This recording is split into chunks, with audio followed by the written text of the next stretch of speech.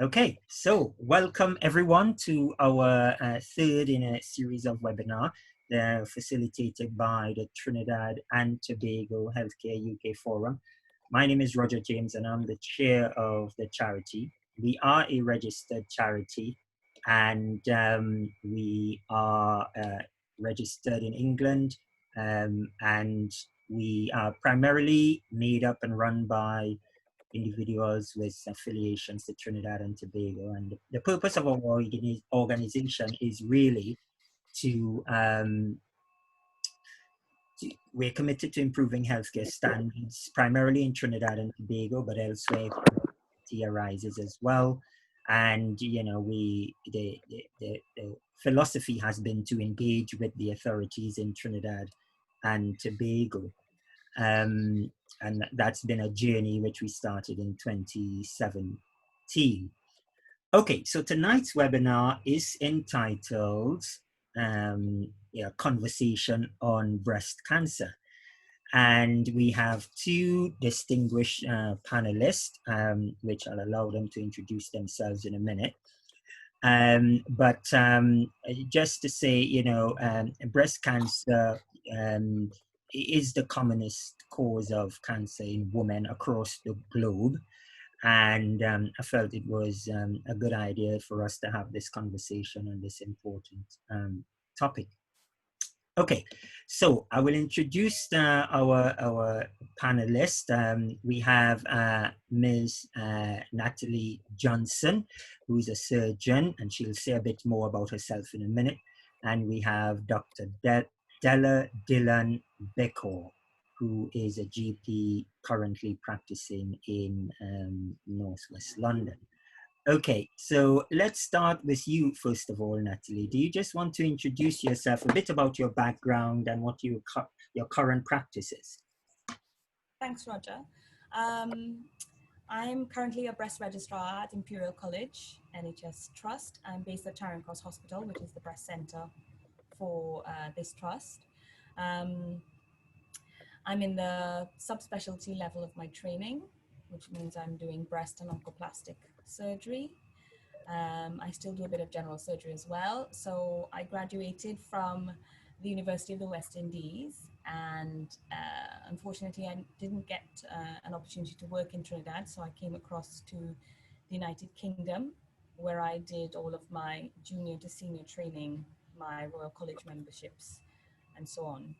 I've also done a PhD at Imperial College in pancreatic cancer and its management, which is, you know, very similar in its pathology to breast disease. Basically that's it. I live here in London and I'm vice chair of TUF. Fabulous. Thank you so much, Natalie. And now we'll move to Dr. Dylan Beckor. Can you introduce yourself and your background and current role, please? Hi, everyone. I'm Della. Currently a GP working in Northwest London. And I've been a GP for the last 10 years. Just a bit of my background. Well, out of Trinidad and Tobago. I came to England to do a bachelor's in basic science. And after that, I went to St. George's Medical School in Grenada. And following that, graduated in 2002. I came back to the UK in 2005 and began my medical training, junior medical training in various parts of the UK. And until I'm now eventually in West London, where I've been for the last 2 years. Okay, so thank you, Dylan. Okay, so tonight we're talking about breast cancer. So we'll start with you, Della. I can hear, is someone trying to say hello everyone from Caroline? Caroline, did you type in hello everyone, or is it Dominic?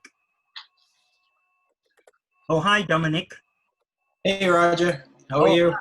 Okay, now this is a very important guest of ours. Dominic is my high school classmate, and is all the way in, what part of the US are you? Connecticut. Connecticut. Okay, well, glad you can join us. We go way back as 11-year-olds. Okay, so and we have another classmate of mine joining who is also in New York. So just to say, I know we have. Sorry, Caroline, you want to say something? Oh no, go ahead, and then I will come in. I just want to say before we get into the conversation, so we have people in London. We have, I know Stephanie's in the Midlands. Hi, Derek. I know Derek is joining us. Hi, another class, a high school buddy of mine. And Derek, you're in Queens, are you? No, I'm in Brooklyn. Oh, Brooklyn, right? So we have Brooklyn in the house. We have Connecticut, and we have. Do we have anyone from Trinidad and Tobago on the line? Yeah, but I think Barbara and a couple of people are going to join. All right. I haven't seen her yet, but. Okay, yes, I think I did sign. Okay, so how are we going to do this? Hey, Leonard, how you doing? Sorry? Here I am. Hello to Leonard. Yeah. What's going on? Okay, so we're going to start with looking at this from a primary care level, starting with as a GP, and then we move to naturally from secondary care, hospital care element, but of course they both will have input as we go on. So let's start with you, Della. Tell us, what is breast cancer? Let's start with a simple definition, and then we'll move on to, the risk factors of breast cancer. Well, as you already said, Roger, thank you for the introduction. Breast cancer is one of the most common cancers that is prevalent worldwide, especially in women. It's actually a disease, to put simply, that arises from the normal cell. There's an echo. You're hearing an echo. Yes, there is an echo. If you're not speaking, can you put your computers on mute, please? Maybe that's the reason why. Okay. Okay. Breast cancer is to put simply, it's a disease that arises from an abnormal cell, which usually can develop in the lining of a duct or lobule in one of the breasts. This abnormal cell will eventually divide very rapidly and accumulate to form a lump. Or as it grows, it will form a mass. And then this can either become localized within the breast, or it can spread to different parts of the body. But this, of course, happens very slowly or over time. And basically, that's what breast cancer is. To go further, if we want to talk about the incidence of breast cancer in the United Kingdom, which where most of us are, this is where I practice, we would say that 1 in 9 women actually develop breast cancer at some stage. And in the UK, it has been recorded that greater than 48,000 cases per year. Breast cancer can usually develop in 2 age groups, or it can be simplified into 2 age groups. The older women greater than 50, which I think you'll find in most cases. And then you also find the younger women as well, who can also present with breast cancer. And basically, you also have the women that fall into the age group that don't fall into either, but can for other reasons, which I will now go into to discuss the risk factors. They can also present with lumps, which can end up being breast cancer. So what are the risk factors for breast cancer? There are quite a few, actually. As I just mentioned, age is probably one of them. So you have 2 groups of women that are over the age of 50, who are more likely to be at risk for breast cancer. The risk of breast cancer doubles every 10 years of age. So most commonly, women over the age of 50. It has also been said where you live, the rate can vary. The rate of breast cancer can also vary, and also between countries as well, because this is dependent on both genetic and environmental factors. Family history is also another risk factor for breast cancer. So if you have a first-degree relative, close family relation that has had breast cancer under the age of 50, it's more likely that you may be at risk to have breast cancer.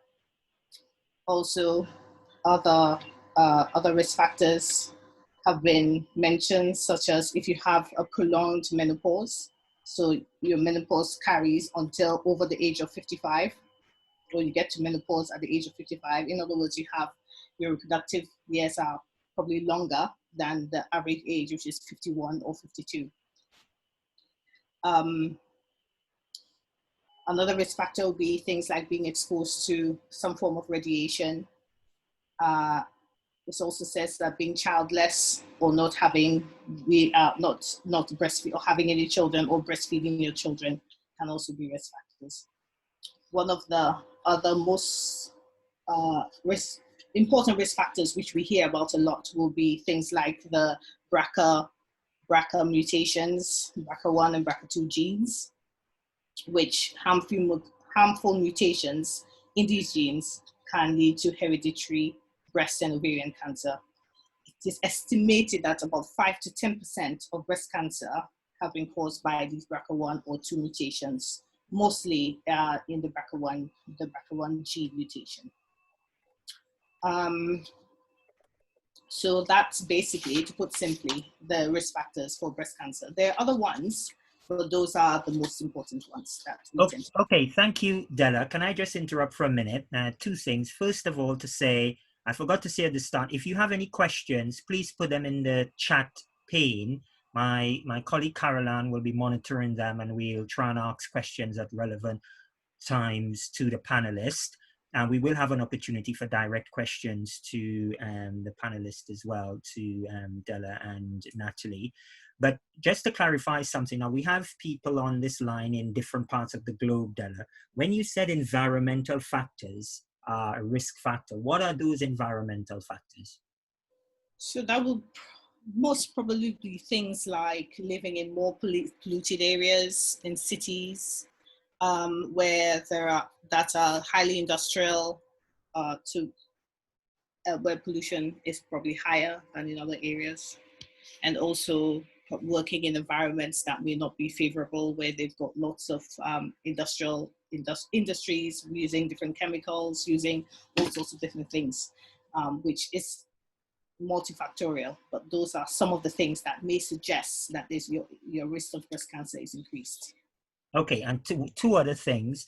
One is, you and I talked about this. Primarily, women are affected with breast cancer, but there are an incidence, although a minority, of men who've been diagnosed and treated for breast cancer. Is that correct?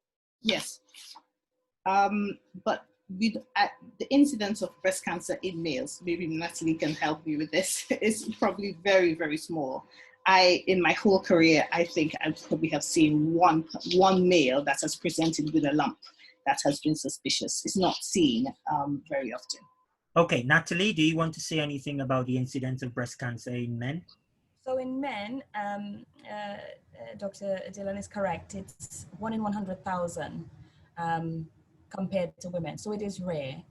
We see a lot more of it here because obviously we'll be operating on it. So I've seen probably 3 cases in the last year, which is still rare, but it is prominent. Okay, and finally, before we carry on with you, Della, is because you and I, well, I mentioned this as well, because with all the current focus on health inequalities and so on, is race a risk factor in breast cancer? Not to my knowledge. I think women from all backgrounds can present with a lump which can eventually be cancerous. I don't think we should limit it to race, because any woman that develops a lump that, which I will talk about shortly, that persists beyond one menstrual cycle, should be looked at, because that can represent or that can turn out to be something abnormal. So Okay. I related to race. Okay, thank you. So let's move on now. What are the symptoms for breast cancer? So I would like to put it like, I would like to present it like this. So when a patient presents with a lump, presents to me with a lump, most of the time it might not be painful, it'll be a painless lump. And so I would basically take a history of the patient, because we have to remember that there are two main categories of women who present. They're ones in the reproductive years, and they're ones that are menopausal or postmenopausal that can present with a lump. Because we also have to remember that the breast basically changes. The breast, it's important to remember that the breast can change with as you go through as you get older. So menstrual cycles will change the composition of the breast. There are breast changes with increasing age. There are breast changes with pregnancy. There are changes with marked weight gain. So these are all things to take into consideration when taking a history prior to examination of a patient, a female patient that presents, or a male patient that presents to the lump. So if I was examining a younger patient, in other words, she was still having menstrual cycles, less than age 15, she was still having menstrual cycles, I would ask, how long has the lump been there for? Has it persisted? Is it painful? Is it painless? Has it persisted beyond more than one menstrual cycle? Where is she in the cycle? Because that's very important. As I mentioned, the breast can be quite lumpy or change in character just before a menstrual cycle. So it's best to examine them following that or at the beginning of the menstrual cycle. And so that you can have a good idea of if this lump is actually, you could get a better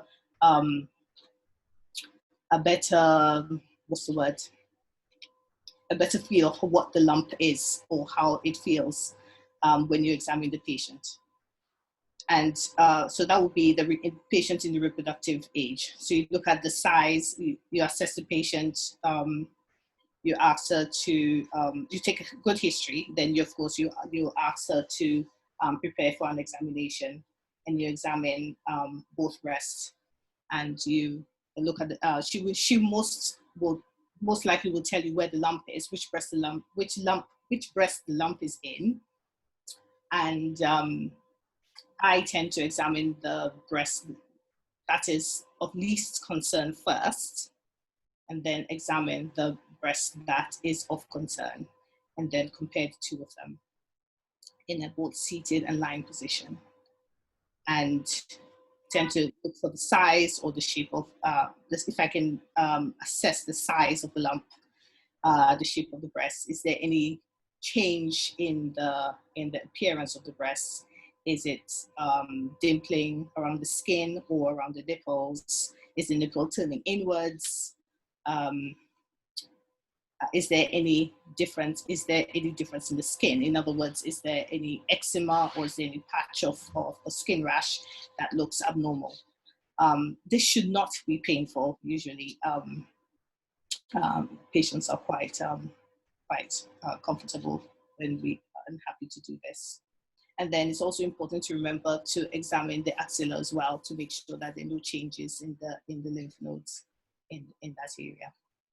So these are usually one of the main symptoms to look for when you examine for breast cancer.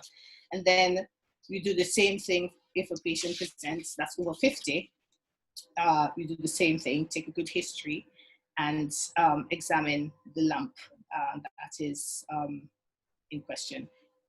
At times, you may not always be able to get the size of the lump, especially if it's quite small. There have been cases where I have not particularly felt a lump, or I haven't been able to assess it accurately, but the patient, has been quite insistent that there is a lump there. And sometimes when I have referred to the breast clinic, it does turn out to be a lump there. So most of the time, especially in women over the age of 50, it is always important to listen to the patient and basically take a good history and examine her and understand her and try to understand her concerns. And if, as and when necessary, take it from there. Okay, lovely. Just before we move on to how then this is diagnosed, so the woman presents with a a history of a lump. You do the examination. Caroline, is there a question in the chat for? Yes, there's one question from Stephanie. Would you advise the woman to check the same time of the cycle, i.e. post-menstruation? Yes, it is important that women do regular checkups. So if you do regular checkups, you basically get a feel of what your breasts would usually feel like prior to a period and post period as well. So if you do feel something abnormal that has persisted even after the menstrual cycle, it is always important to seek medical advice if you are not certain and you have concerns. Okay, thank you. Okay, so yes, so the patient comes with a lump or a history of a lump. You've examined, you've either found the lump or not, but how is it then diagnosed that this patient has breast cancer? So once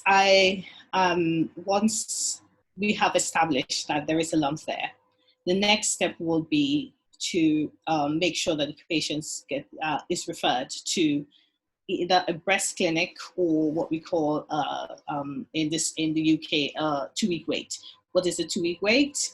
For those who are not familiar, it's the urgent referral pathway if you are highly suspicious that there is cancer. In some parts of the country, there are no routine breast clinics. So in other words, if you want to refer, in some parts of the country, you can refer to a breast clinic, which is not an urgent pathway. And these are usually for the younger patients. If you've taken a history and you are not highly suspicious of breast cancer. And then of course, there is the urgent pathway, which we call the 2-week wait. In other parts of the country, they don't have the routine breast clinic. Where I work, we just do all breast lumps go through the 2-week wait, the 2 weeks. So the patients are more likely to be seen within 2 weeks, or at least start the process of investigation within 2 weeks. So we usually have, it's a nationwide referral that you complete, referral form that you complete, and that goes out to the nearest, goes out to the hospitals, and the patient will get, based on their address, the nearest and the earliest or the soonest appointment. And the criteria for these referrals obviously will be presence of a breast lump. Is the breast lump suspicious or not suspicious? In other words, if we mean not suspicious, are we thinking like a breast cyst or something that we think is less sinister? And if we do suspect a breast lump, is there pain or there is no pain? Can you palpate any lumps in the axilla of either the left or right breast? Is there things like discharge? Is there nipple retraction, distortion, eczema that is resistant to topical steroids or other basically changes of concern, as I mentioned earlier.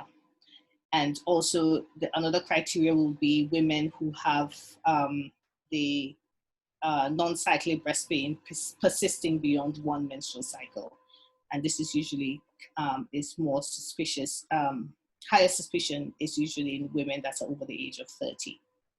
And then also to mention, men over the age of 50 who have a lump or present with a lump that is below the areola should also be referred. Just for those who may not be medical, the areola is? The area of the nipple. I don't have a picture to actually show you. We could deal with it. Okay. Lovely. Okay, so Della, you based on all that presentation, you refer to the breast clinic, yeah? Yes. And now, Natalie, that's where you come in. They come to your clinic. Yes, Natalie. Yes. So the patients are referred under the 2-week rule, as Dr. Dillon mentioned. And this is not always with a breast lump. This could be with the majority of patients we see. It's because they have breast pain, or what we call mastalgia. And they can be anything from in their 20s to the 70 plus year olds. So as Dr. Dillon mentioned, the GP will outline to us whether they think it's a suspicious lump or not, if a lump is present, or they let us know that they have informed the patient they don't think it's cancerous, but they've come for breast pain. At that point, we take a history as well. The aim of the consultation is to do something called triple assessment. Triple assessments means we do 3 things. We palpate the lump, so we examine the breast. We do imaging on it, so it could be in the form of a mammogram or an ultrasound. And finally, we do a biopsy if there is something to feel based on the palpation and the grading of how severe we think it is. So we go through a history, and the history is essentially based on risk factors. And as Dr. Dillon mentioned, the risk factors are essentially looking to see if these are the type of women that need to be investigated. The more general risk factors are obesity, smoking, alcohol, the usual risk factors for cancer, which I guess you could class under environmental, because it depends on your social environment, what your practices are. The more specific risk factors that we ask every patient that comes through the one-stop clinic, or triple assessment as we call it, or 2-week clinic, are things that suggest they've had unopposed estrogen for a long period of time, which is one of the essential risk factors for breast cancer. So they had their first period at a very early age. They started having children very late. They didn't breastfeed. They have a family history, which is really significant, of a 1st-degree relative, meaning a mother, a sister, an aunt who had breast cancer, or a male relative that had breast cancer, or a female relative under a certain age that had ovarian cancer, because there is a genetic link. We asked them about if they're on any sort of hormone replacement for postmenopausal women, or if they're on any oral contraception. All of these factors suggest that there's a lot of estrogen in these women that hasn't been opposed. For example, during pregnancy, your estrogen levels are opposed by progesterone. If you have a later period and you have your children earlier, your estrogen is opposed. So once we've taken the history, it tells us already we're worried about what they're going to say. Then we do the examination. Just like in the general practice office, we examine the normal side first, and then we go on to examine the suspicious side. If we find a lump, we need to understand the characteristics of it. So a less suspicious lump is smooth, it's mobile, the skin overlying it looks normal, there's no ulceration or damage to the skin above, it doesn't look swollen. And the younger woman is more likely to have a benign or a less sinister lump, or non-cancerous lump. The older woman, we are more suspicious, because as Dr. Dillon mentioned, women over 50 are more likely to have a breast cancer. So we examine this lump and we give it a grading of 1 to 5. 1 being normal feeling breast tissue, 5 being we think it's cancer, it looks like cancer, it's definitely cancer. A middle grading of P3, which means palpation of 3, is borderline. It could be cancer, it could not be cancer. Based on that, we send the woman for a mammogram. Now, over 40, the guidelines in the United Kingdom, you will get a mammogram. Under 40, the breast tissue is too dense, so a mammogram may not pick up any pathology on a younger breast. So we can't justify doing it because it may not give us a positive answer. It doesn't mean that a mammogram could miss a lump on an older woman, but it really depends on the breast density. Yes, that's not a usual finding. And if there is a lump to palpate that we think is worth a biopsy, that you perform an ultrasound. Now, we have two types of women that come through with a query of breast cancer or a breast lump or breast pain. First, to begin with, you have the symptomatic patients who have felt a lump, and you have the patients who are not, what we call not symptomatic, and these are women who have had a screening mammogram. And a screening mammogram is such that they're over 50, so they have a mammogram every 3 years under the national protocol, or they came from a family history clinic where they have a positive family history and they're having a mammogram every year. In some women, it's an MRI because they're under the age of 40, because that tends to pick up better images in a younger woman with more dense fatty tissue. So once we've done a triple assessment, you get your answer more or less right away, unless you've had a biopsy. Fortunately for us, the majority of women that we see, it's for breast pain. The lump is benign. We will tell you that it is benign. If it isn't and there's a biopsy, then in about 10 days to 2 weeks time, we get the histology report. We bring you back to clinic and we tell you what we found. And that's what happens in the first stage of the 2-week clinic. Then we go on to, let us say we have found a cancer in the breast. What happens next? At this point, you're brought back to the clinic, and we usually have a support team called the breast care nurses that are with us. Pre-COVID, you could bring a relative with you. Now it's all distance. So unfortunately, we have to give this news to the woman on her own. We would let the patient know about the diagnosis, the grading, and what we can do about it. The majority of women we see have the most common type of cancer, which is treatable. It's a low grade and it's sensitive to estrogen and progesterone. What that means is that they can go on to hormone treatment afterwards, okay? Then there's a group of women who have a more aggressive type of cancer that usually requires some form of chemotherapy. I could go on and on, so you need to stop me if you have questions in between. Yes, I think we do. Caroline, I think we did have I saw a couple of questions came up. Yes, we do. We have a couple questions from Derek. One question is, can fibrocystic breast disease develop into breast cancer? That's the first question. And the second is, can you explain the difference between lobular carcinoma and ductal carcinoma? Mm-hmm. And then we have another question, can a benign lump, can a benign lump, if not removed, become cancerous? Okay. So the first question, fibrocystic change, no, it usually doesn't develop into breast cancer. And that's usually something we discharge you from the clinic with, because it is, the breast itself is fibrous and usually cystic because of the sensitivity of breast to hormone changes. So no, short answer to that one. The difference between ductal and lobular carcinoma. So ductal carcinoma, in the breast itself, you've got lobules, which is produces what the milk that you lactate from, and these come through ducts, and that comes out through the nipple when you breastfeed. When you develop a ductal carcinoma, it's because the pathology has happened in the lining of the ducts. Okay, this is the more common type of carcinoma, and it's also the less aggressive of the two. Lobular carcinoma, as the name says, develops in the lobules. It's more aggressive, and it's the type that tends to occur, tends to spread to other organs more than the ductal carcinoma.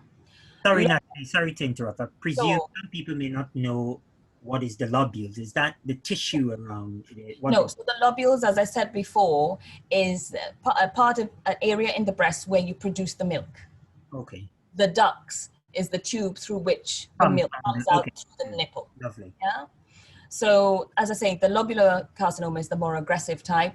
Okay. It tends to, usually if we find a woman of any age with a lobular lesion or lump, we tend to do an MRI because we expect it to be more aggressive or to be multifocal, meaning there's more than one area that's suspicious. Thank you. And the third question was whether a benign lump could become cancerous. The short answer to that is no. The types of benign lumps you can get are what we call fat necrosis. So if you got punched in the breast and it caused some trauma, the fat tissue dies, it forms a lump that disappears on its own. We still assess it, but we'll see you in a few weeks' time because we know it'll go away. The second most common benign lump is that of cysts. A lot of women have naturally cystic breasts, and that's because within the breast tissue itself, you have little areas in the ductals that are responsive to hormones. So pre-menstruation, during, after menstruation, pregnancy. And it can cause these cysts, which are filled with fluid, to dilate. So you can get cysts from a few millimeters in size to the size of a grapefruit in a breast. And it feels like a smooth, mobile lump. That's one of the presentations of a suspicious breast lump that can present with pain just because of the sheer weight of it in the breast. And when we do an ultrasound scan, we aspirate it or suck the fluid out, and that's the end of that. Cysts you will have once your breast is sensitive to hormones, so until after menopause. The other type of benign lump, which is most common in younger women, meaning women under the age of 35, is a fibroadenoma. It's a benign lump that most women have. It's very sensitive to hormone. It never becomes cancer. It doesn't predispose you to cancer. It doesn't affect fertility. It's just a benign lump that's in the breast. We have other benign lumps called a papilloma, and that's usually associated with a discharge from the nipple. The nipple discharge is usually both sides, no blood.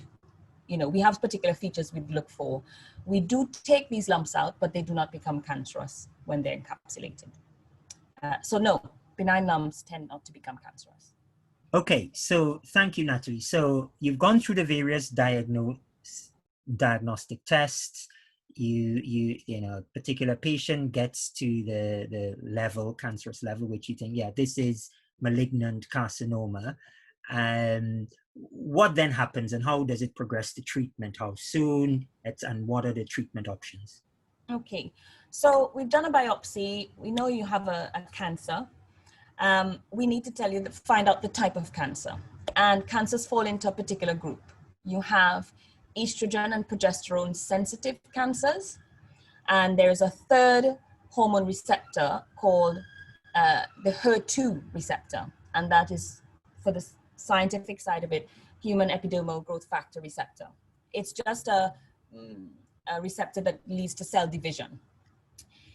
If the woman has the most common type, the estrogen and progesterone sensitive types, it determines their treatment afterwards. So estrogen and progesterone positive and HER2 negative cancers are the less aggressive type compared to what we call triple negative cancers. These are the cancers where they're negative to estrogen, negative to progesterone, and negative to HER2. These are the patients that usually have chemotherapy in advance because they're more likely to have an aggressive disease before they have their surgery, and they may have chemotherapy afterwards, okay? So let us say it's a less aggressive cancer and it's a low grade. The gradings are grade 1, 2, and 3. What that means is a grade 1 cancer, the cells look just like breast tissue. A grade 2 cancer, which is more severe, looks in between normal tissue and cancerous tissue. And a grade 3 cancer, which is the more aggressive type, the cancer cells look grossly abnormal under the microscope. Then we tell you the size. The size could be anything from 5 millimeters to 8 centimeters. Yes? The size determines what kind of surgery we can offer to you. So a smaller size, we can do breast conserving surgery, which means we just take out the lump. A larger size, based on the woman's breast size, suggests we may need to do a mastectomy. Now, there's so many permutations and combinations of what you can do depending on what you find. There are a category of women who have a lump in the breast, but it is not the cancerous lump. It is the precancerous stage that will develop into cancer later on if it is left unchecked. And that's called either ductal carcinoma in situ, meaning it hasn't spread further out or become cancerous, or lobular carcinoma in situ. Those are two precancerous changes that we also do surgery for. And in the particular case of breast conserving surgery, the women usually need radiotherapy afterwards. So dealing with the lower grades first, these women are given the option of breast conserving surgery if it's a small size. And usually if once you keep the breast, it's radiotherapy afterwards, not necessarily chemotherapy. Okay. For women who have a mastectomy, because all of the breast tissue is removed, radiotherapy is not indicated. Oh, I see. Okay. Okay. In a borderline case, we usually ask the woman what they want nowadays. Back in the day, we did a mastectomy for almost everything. Now, because of the morbidity and the sickness associated with it, we don't. When we find precancerous change or cancer in a breast, we have to look at the armpit or the axilla as well. So for most of these women, they will get a sentinel node biopsy. And what that means is the sentinel node or the guard node is the first gland in the armpit that will pick up cancer if it were to spread anywhere else. And this is usually done in two ways. We inject a blue dye, we inject a radioisotope, and we take this node out and send it to see if it's positive or negative. That also has an effect on what we do about after surgery treatment. So if the node is negative, it's fine, we leave the axilla alone. Okay. If the node is positive, then we have to discuss with the patient whether they want radiotherapy or they want to take all the nodes out. The reason that's significant is because they're both associated with morbidity of something called lymphedema, which is swelling of the arm, which is a lifelong condition that is very debilitating. Shall I go on, or you have lots of questions? No, no, that's fine. So much the treatment, but I think there was another question which There came. was just one more question that came up since then, is that what are the causes and risk factors of Paget's disease of the breast? So Paget's disease, what Paget's disease is essentially a rash that occurs on the skin that is associated with breast cancer. So even though there's not a lump on the inside of the breast, research has shown that there will be breast disease there. So for Paget's disease, we offer a mastectomy in these patients. Even without a lump? Even without a lump. Because Okay. usually we find that it will develop like into breast cancer. Okay, I see. Okay? And So usually we have to do a biopsy of that area that will confirm findings in keeping with Paget's disease of the breast. Right. Okay. So So that's there's, the question. there's just one more question about, so there's a 2 centimeter lump if it does it not require a mastectomy? A 2 So there's a few things that determines whether you need a mastectomy or not for a 2 centimeter lump. When we take out 2 centimeters, it's not just exactly 2 centimeters. We need a clearance on either side of a centimeter. So if you have a 2 centimeter lump, we're taking out 4 centimeters. We give you the option at this point, depending on what it is, if it's the hormone sensitive type that is of a lower grade, or if it's the more aggressive type, we say, and your breast is not an A cup. If you take out 4 centimeters from an A cup, you have a massive deformity. So there is no point in taking out the majority of the breast and leaving nothing behind. That woman should have a mastectomy and some version of reconstruction, okay? If it is the woman decides she does not want to have radiotherapy after treatment, then that discussion needs to be had about having a mastectomy. But ordinarily, in an average size breast where there's sufficient tissue that you won't leave a huge defect afterwards, a 2 centimeter lump, you're removing 4 centimeters with clear margins, you can do breast conserving surgery and just do a lumpectomy. But patient choice is relevant in that. Okay, lovely. Okay, so let's carry on with the progress of the patient then. So the patient, let's say, has a mastectomy. Do you do part, if the lump is in one breast, you remove the affected breast only? Yes, so this has come up because there are a group of patients who have a genetic predisposition for a higher risk of developing breast cancer. These are the BRCA1 and BRCA2 gene carriers. So I think most people came to know about this because of Angelina Jolie. She was found to be BRCA positive, so she had bilateral mastectomy. This was our practice up until very recently, and it's very in vogue in the United States. They take off the other breast. This has significant morbidity or illness associated with it. So there's a recent study that has shown after 10 years of the women who had BRCA positive genes, there was no difference in the recurrence on the other side compared to the group that weren't BRCA positive. Okay. So nowadays, we don't offer it as an urgent, need to have the other breast taken off. If you are not a BRCA gene carrier, and BRCA just means BRCA, BR from the breast, and CA from the cancer. And there are two types, BRCA1 and BRCA2. BRCA1 is thought to be the more aggressive of the two, but they both have the same gene mutation. And the only difference between them is that BRCA1 was discovered in 1990, BRCA2 was discovered 4 years later. So in a non-BRCA positive patient, no, there is no reason and no indication to remove the other breast. What we do to prevent recurrence on that side is, if it's an estrogen and progesterone sensitive cancer, you are put on what we call endocrine therapy, because these hormones are classed under endocrine chemicals, where you take a tablet every day. If you're premenopausal, it's tamoxifen. If you're postmenopausal, it's letrozole or anastrozole. And you take this tablet every day in order to reduce the risk of recurrence on the contralateral side. Okay, lovely. Okay, so Natalie, so let's say the patient has a mastectomy and you mentioned reconstruction surgery. How does that work, the time frame in between them and so on? So in a pre-COVID world, we offer a woman who wants reconstruction, let's say after mastectomy or sometimes for a large lumpectomy. And there are two ways to do it. You can do it in what we call autologous, meaning using your own tissue, or you can do it where we use implants. For autologous, which is obviously better outcome, it's your own body tissue, it sits better, the fat is more natural. We have several ways of doing it. So for one of the flaps or reconstructions we do, you need to have enough tummy fat. If you don't have enough tummy fat, we can't reconstruct a breast on that side.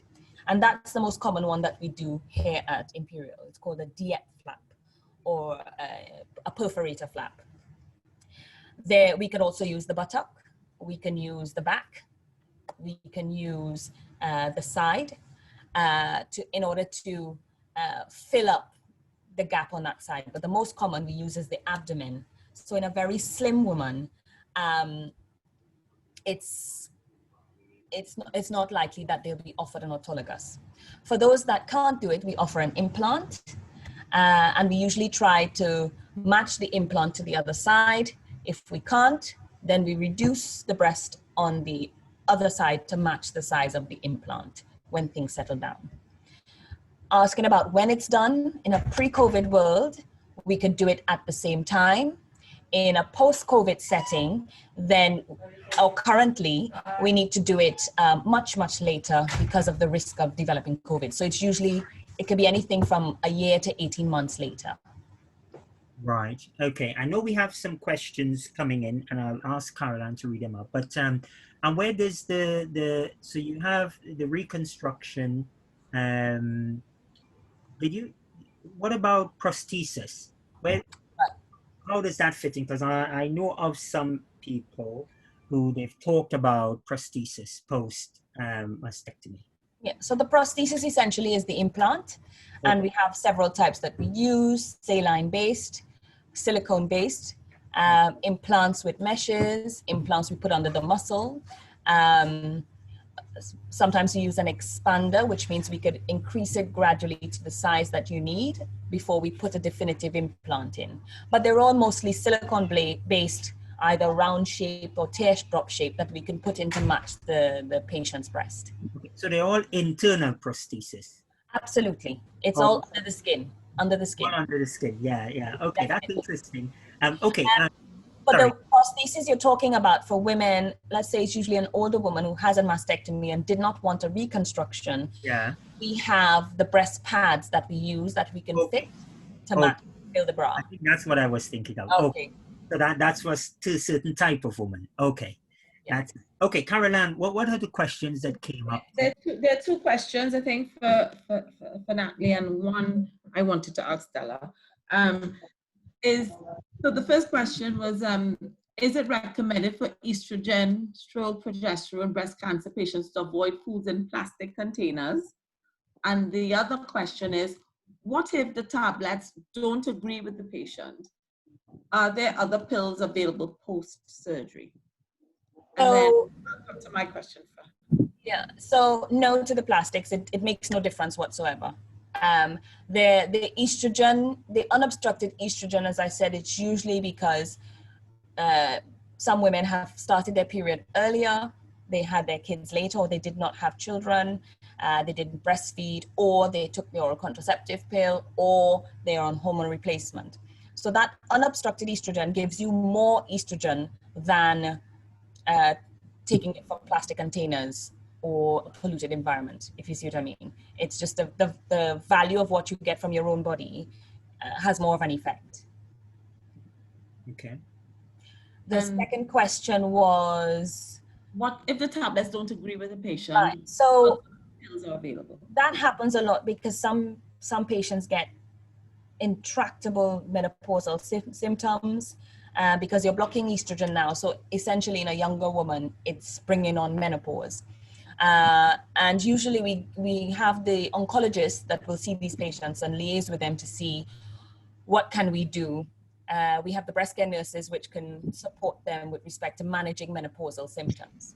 And we do it in the same way as women who have never had breast cancer but have menopausal symptoms. How can we, improve their quality of life? For the postmenopausal women, there are usually 1 or 2 drugs that you can change between letrozole and anastrozole that you can use where they might respond better compared to one of the others. But in the premenopausal woman, tamoxifen is the drug of choice. And thanks for that. And then, so my question then was, so we've done the diagnosis and treatment. I just wondered what was the role of the GP? And I don't know if this, because you've sent off your patient, I guess. They've been diagnosed. What sort of role do you now play post-diagnosis and treatment? So it's twofold. It depends on how severe or what diagnosis the patient actually had. So if usually they're followed up by the breast clinic and by the surgeons, or once they've had surgery, they've had the treatment, etc. They may come back to us for small things like blood tests, or need a dressing change and they can't get back to the hospital. They need our nurses to do that, or they might need some sort of psychological assistance, not just for themselves but for their partners or the rest of their family. If it's something that's simple where the whole lump was removed and there's no further action that's needed, it's a bit simpler. Of course, we offer lots of, we need to refer them for counseling to help with that. Although the breast clinic also helps with those kinds of things. But if it's something like cancer, then of course it's a bit more serious. They go to the oncologist, and they've had their chemotherapy, their radiotherapy, and then of course they come back to us for additional support, because the oncologist usually follows them they follow them periodically throughout their treatment, and even post-treatment. They tend to see them 1 year, yearly, 2 yearly, I think up to 5 years. I'm not entirely sure, Natalie. They follow them, and then 5, sometimes to 7, sometimes to 10, depending on the type of cancer. Yes. So they also need us to provide, if they are on medication, oral medication, they will need us to provide, or the clinic will say, can the GP continue to issue this medication for them, as well as, but most of the time is psychological support. Also, post-chemotherapy and radiotherapy, they might develop all these side effects, which they might not always relate to the treatment they've had. So they will present to us with random things that may may not you might not recognize that it's related to the treatment they've had until you go back into the history and look at what's happening and stuff like that. And those could be anything from rashes to headaches to loads of different things. They come back to us with those kinds of things. But most of the time we do offer psychological support, both for the patient and for the family, depending on how severe their cancer is. Sure. Okay. So can I just go back to Natalie? Natalie, in terms of post-surgery and the patient is on tamoxifen, I say you said that's the drug of choice. It varies in each patient how long they remain on tamoxifen, is it? It does at the moment. Standard practice is for 5 years, the premenopausal women will be on tamoxifen. Yes, because tamoxifen blocks the estrogen receptor. In the postmenopausal women, it blocks estrogen production, which is why the two age groups it's used differently. Okay. There are women, however, who might have had recurrent disease or a different type of cancer where we need to follow them up for later, or we found using one of their predictors that we need to put them on the tamoxifen for 7 years. Yes, but the standard practice on average is 5 years, which is in keeping with the 5-year follow-up for these women. And during that time, we do a mammogram on them, on the breast that's remaining, or for those who had breast conserving surgery or just a lumpectomy, we do a mammogram on that side as well to check that there's no recurrence of disease. Okay. I think there's another question coming in from... The question is from Dominic and saying thank you for the response before, but asking again about the pills. If none of the pills work, is there any other treatment for that patient post-menopause? For estrogen and progesterone receptive drugs, not at the moment. These are the standards that we use. But when you say it's not working or they're having complications with it, if you mean menopausal symptoms, that we could manage. If you have a complication like cardiac or gastrointestinal or something, they really cannot take medication, then that discussion has to have with the oncologist. We're taking you off it, and they can measure their risk stratification to determine if on the medication, what is their risk of developing cancer again. The same cancer or one on the opposite side. So that's where the oncologist comes in to support the patient, but there isn't a substitute for that. What you do have is that these patients will still be followed up on a yearly basis with routine mammograms and examinations to ensure that they do not present. Sorry, just to interrupt. There's someone's there's a background noise of someone speaking. There's some background. Roger, maybe what you can do is just mute everyone and then ask Natalie and to unmute. Just mute everyone again and everyone. I think I forgot how to do that. I don't think they realize. Carry on. I think how to mute all.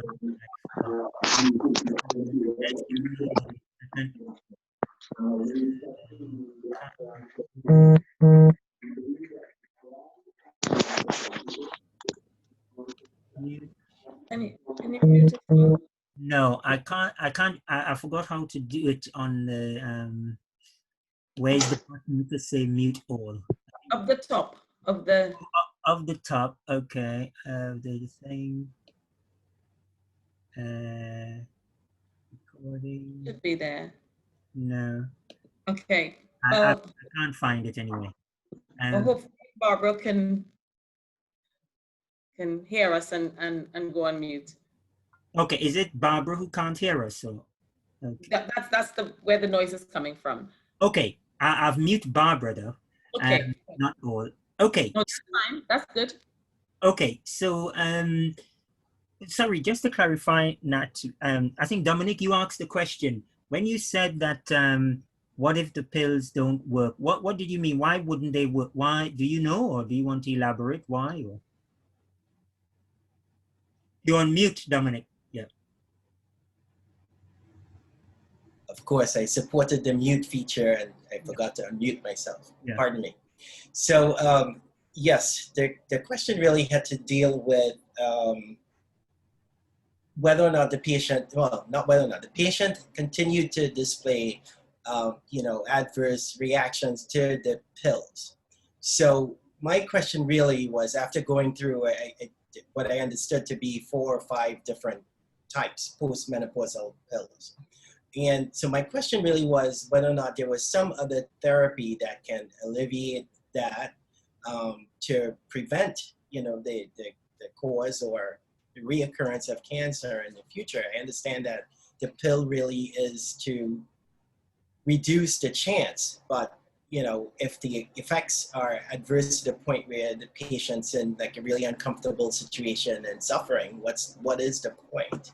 Yeah, no, you're right. That's a very good point. And that is one of the indications where you would have to make that decision with the oncologist. Your quality of life is so unbearable. There is no point to take this pill anymore. And therefore you decide to stop it. But it doesn't mean that you now expose yourself unchecked to developing breast cancer, because you will always have the yearly examinations and the mammogram as part of the assessment to ensure that you don't develop a lump. You see what I mean? So because of that follow-up for the next 5 years, which is the research period that they found, if you're going to have a recurrence, that's usually when it happens. If you are unable to take it at all, then you don't. Now, there are women who don't need to take it because their cancer is not receptive to hormones. So there are women who are not taking it because they have a triple negative type of cancer. And in that group, they are also having mammograms and examination. So it's not an insufficient way to review it because quality of life and patient-centered care, that's the more important thing. You need to be able to, why is life worth living if you're distressed all the time because of the symptoms of tamoxifen? So it's a conversation to have with your oncologist, and they can do a risk stratification for you because it depends on your grade, the stage, the size, the treatment, if you had your radiotherapy. And with your mammograms and your examination, you can still check on a yearly basis to make sure you don't have recurrence. Okay, thank you. Thank you for that. That was really helpful. Good. Appreciate it. Caroline, we have some more questions. Yes, we have 2 more questions. One is, does a special diet help prevent breast cancer? And the next question is there a greater likelihood of breast cancer if you've had another type of cancer, example, lymphoma? So diet, no. The way diet is affected is research has shown that obesity increases your risk of breast cancer, but obesity increases your risk of almost every cancer known to man. So that is where diet comes into play. So patients have asked, should I stop eating milk or dairy? No, there is no direct correlation with that and breast cancer. So the short answer to that is eat healthily, reduce obesity, you reduce your risk. Okay. With respect to other cancers, yes, not lymphoma, but ovarian cancer. Patients with ovarian cancer have a higher risk of breast cancer. So we'll find that patients who have had a particular type of breast cancer will go on to have ovarian surgery or surgery in the womb, and vice versa. Lymphoma, no. Right. Okay, thank you. So Natalie and Della, you've taken us through this journey. Now, is breast cancer preventable? First Natalie and then to Della. How do you prevent breast cancer? If I'm being very honest, no, I'll say the politically correct answer. You reduce your risk factors. Okay. Keep your weight down, avoid smoking. I want to say have your children earlier, but society doesn't allow for that now. Breastfeeding is supposed to reduce your risk. But the truth of the matter is you have breasts, you're at risk for breast cancer. You and I, the same. So a normal healthy life will reduce your risk of breast cancer in the same as it will reduce it for colon cancer and every other disease. It's not something you can do to yourself, like lung cancer and smoking. It's not a social disease that's brought on by things you do to yourself. So if you're living a healthy lifestyle, your risk and my risk are the same. Well, not yours and mine, Roger. Mine is more than yours because I'm a woman, but you know what I mean. Understood. Okay. So no. No. And Della, do you have anything to add on that? No, she's quite right. You have to reduce or concentrate on reducing your risk factors. There's no there's nothing that you can personally do to prevent or the incidence of breast cancer, except for reducing. You can't change your family history. You can't. There's lots of things that you can't change. You can't change your age. There's lots of things, risk factors that you cannot change. The only thing you can really do is maintain a healthy lifestyle, and as Natalie said, keep your weight down, and eat as healthy as you can. Okay. The So one important thing I would add to that, Roger, is even if you can't prevent breast cancer, you can help catch it early, because breast cancer is survivable. It's not something you need to demise from nowadays. So regular examination. And if you're suspicious at all, go to your GP. We'll see you in 2 weeks' time. sure. Okay. So, One thing I'd like to add though, there are many women who miss their breast screening because they think they haven't had any breast problems, and they miss their breast screening, and I've heard of 1 or 2 incidences where a couple patients would have developed breast cancer or have developed a lump, which could have been caught earlier if they had only gone for their breast screening. and how frequent should be the breast screening? Well, we're talking in the UK context, of course. It may be different. Every 3 years, and mostly for women from 50 onwards, but they're starting it much earlier, depending on, in some areas it's 47, they're starting it. In some areas even earlier, depending on what your risk factors are. But it's important that when women get those letters for mammograms, they do attend, and don't put it to the back or throw it away. It's really, really important that they go for their breast screening. Right. Okay. Did we have a question that I just say flash up, Caroline? Yes, there were a couple of questions I think was answered, a couple from Stephanie in terms of talking about early screening, which Della touched on, and the incidents about in terms of keeping appointments for mammograms. So we know that that is important from what Della's just said. And there was also a question about size. So does the size, does having bigger breasts mean you are more at risk than having smaller breasts? No. Absolutely not. That's short and sweet. And is there another one? You're on mute, Caroline. This is another one. Do we know of any support networks available in Trinidad or plans to develop these groups there? Support networks in Trinidad. And I don't know of any, I have to say, and my cousin had breast cancer 2 to 3 years ago, and I only found out incidentally and through liaison, and to my surprise, there isn't a breast cancer service set up as it is here in the United Kingdom, where there is a dedicated breast surgeon that will do the surgery, keep up with the treatments, breast care nurses, radiotherapy, chemotherapy, etc. There are general surgeons who do a bit of breast. So their approach might be a little bit different to here in the UK, where the patient has a little bit more choice. And it's quite sad actually, because in my cousin's case, she went several times to the hospital and they ignored the most obvious sign on the skin, suggesting it was the most aggressive type of breast cancer you can find. And I think I got involved because one of my colleagues happened to be the pathologist, and I saw his name on the report, and I called him up to say, hey, what are you doing? And this is how I found out that the system isn't in place. But again, it is a small island. It's still working on the system where the generalists do quite a bit.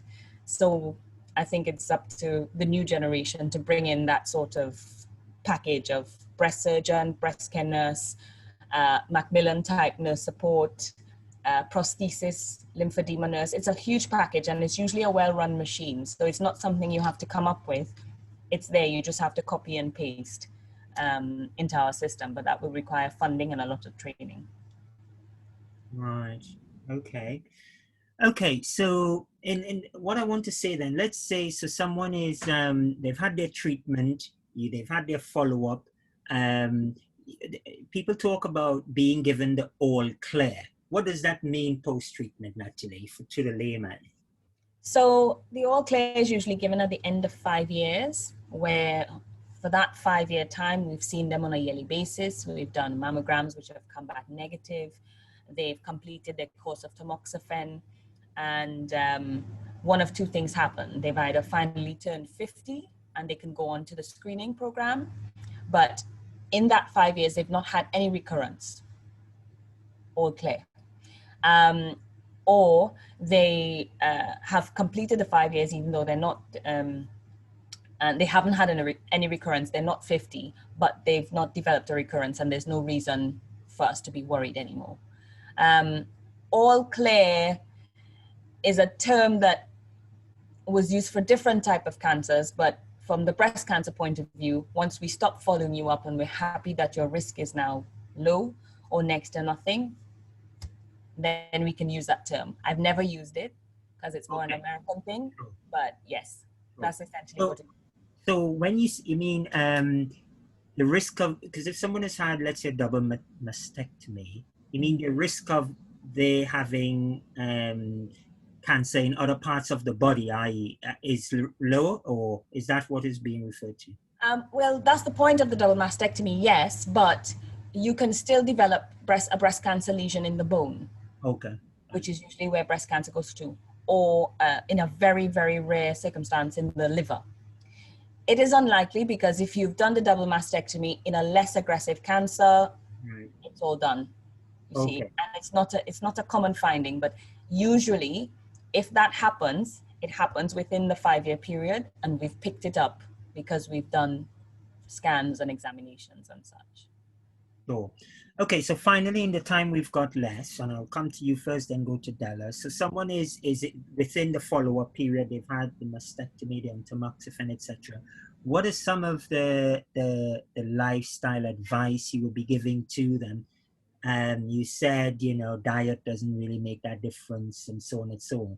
You talked about things like weight and all of this sort of thing, but someone who's having this follow-up period, what advice would you give to them for living through this period until they get to the point where you discharge them because you feel that the risk is reduced sufficiently enough? Yeah, well, to start with, because breast cancer is not something you do to yourself, it's not a social disease that because you've eaten badly or smoked or drank that you cause this demise. You live your life as normal, you see. By the time we've passed that first year and you've had your surgery and you've had your definitive treatment, the cancer is out of your body. The next 4 years is your follow-up. So on a minor technicality or to be exact, you're clear from the disease from then. The next 4 years is to make sure you stay clear from the disease. So you treat yourself as normal. You travel, you go about your life.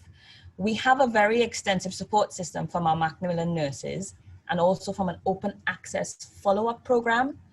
The difference is in the open access follow-up, if you see a rash, you find a lump, you're not feeling quite right, you can call that number at any time and say, I'm not quite sure, and come in and be reassessed. So you have a support system if you're worried to be checked. You also have the breast care nurses and the Macmillan nurses for that psychological support. The issue with breast cancer is the cancer part of it. Anybody who says, you say cancer to, they automatically think I'm going to die. Breast cancer is survivable, it's treatable. And the reason it's treatable is because we now have screening programs for the women over 50, and we're also educating women to examine themselves. And that's why we can pick it up earlier, treat it earlier. It is a rare finding for a woman to come in with a terrible, extensive cancer that has spread everywhere. It's rare. And those are circumstances where the woman has noticed the lump but has ignored it. Either they're afraid to go to the doctor because they don't want to know, or they've used alternative medicines that they believe will help cure their cancer. And by the time they get to us, it's end stage. Okay. Other than that, most other cancers are treatable and survivable. Okay, thank you. And Della, so the patient is coming you're seeing the patient. Is there any, particular advice about their lifestyle you give to your patients who's living with breast cancer? We try to encourage them to, the GP is a support network after the Macmillan and all the Macmillan team and everything else. So if they have any other questions, they will come to us. We just give basic advice, get back into your normal routine of life, try to engage in the things that will make you feel, because it's all about the mental, helping them to deal with it psychologically. Sometimes they're in a good place, sometimes they're not. So it's just trying to provide that support and trying to get them to engage in activities that they used to before, or things that continue to enjoy the things that they previously did. If they are out of work, getting them back into work, usually on altered hours or different. They can liaise with occupational health in their with their employer, and try to get them back into phased return to work, those kinds of things. Sometimes they might want to get into exercise. They might actually want to get into exercise and more so like using the gym, and what systems are in place for that, how they can go about doing those sorts of things. So it's basically just encouraging them to maintain the quality of life, or to get back to the quality of life that they had before. And giving them. Is there any reason why their energy levels would be reduced as a the direct result of the treatment of breast cancer? So you might give them some anemia. So in that case, you would have to do periodic blood tests. If they've been discharged from the breast clinic, we'll do that. We might have to do routine tests just to make sure that we can test their iron levels. We can check their thyroid to see if there's anything else going on there. We can check their vitamin D levels, because everyone in this country tends to have low vitamin D. Those can all contribute to how you feel and on a daily basis. And sometimes even the effects of the chemotherapy and radiation therapy can also give you those feelings of lethargy. So it's just about supporting them in the best way we can. Right. Okay. Right. I'm going to start winding us up. I just want to say, was there another question or comment, or is it Caroline? Is it you made a comment? Oh no, it was just a comment with regard to the support networks. I was just saying that I suspect that there's maybe a lot of informal support groups, because just recalling my friend's account when she had a double mastectomy, and she raised the profile of breast cancer, and people were opening up then, and they had small support groups. So I suspect that might be happening on a informal basis in an ad hoc manner. But Caroline, are you able to say whether the treatment of your friend was, anywhere which she was, happy with the quality of the care they receive in terms of assessment? So she actually discovered it while in the US, and had treatment there, and the mastectomy there, and all her treatment there. All her treatment. So so she spent the time in sort of immediate after for a while abroad.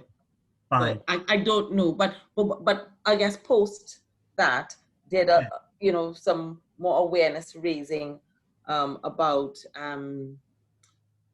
breast cancer and people surviving and that sort of thing. Right. And Natalie, did your cousin have a good outcome in the end, as good as possible? As good as possible. Yeah. I think under the circumstances, she was pleased, she's alive, she's doing well. Okay. I think that's the important thing. Yeah. Okay, great. Any further questions or comments from anyone? I found the session engaging, and the time really goes quickly.